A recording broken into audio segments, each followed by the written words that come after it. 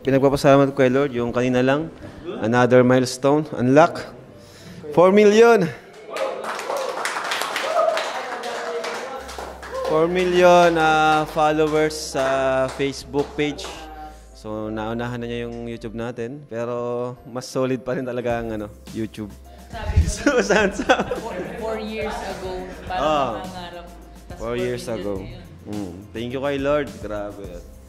Binayaan tayo ng ganun na followers and community na yun, pinagkatiwala sa atin. So, dapat maging medyo nakaka-pressure lang din. Siyempre, at maging responsible tayo sa lahat ng ginagawa natin kasi nakikita tayo online. Kaya yun, dapat maging best example tayo bilang isang good influencer and siyempre, follower ni Christ, di ba?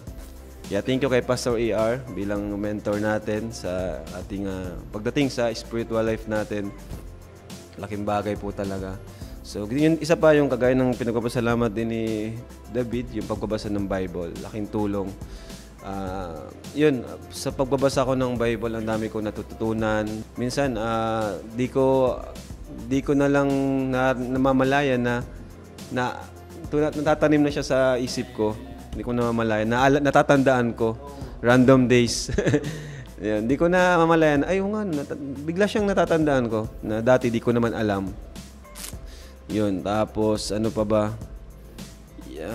Yun din yung yung birthday ni Carla nakaraan. Sobrang successful. History na naman yun, nangyari doon kasi milyon yung natanggap ng isang beneficiary natin, no? 'Di ba? Isang simpleng beneficiary natin nakatanggap ng milyon sa kanyang birthday. 'Di ba? Saan ka makakita nun? Parang sa kalingap lang yung ganun eh. 'Di ba? Kaya nakakatuwa lang na ginamit tayo ni Lord bilang instrumento para matulungan.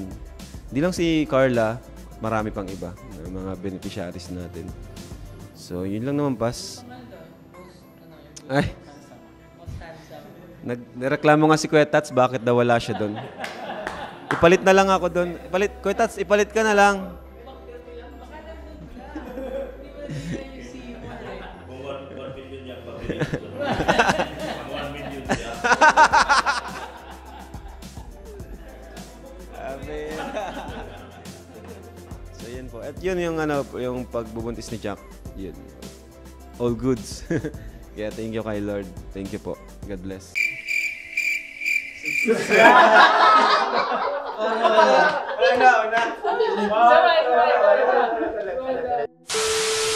Please subscribe! YouTuber. Salamat po sa inyo. Thank you.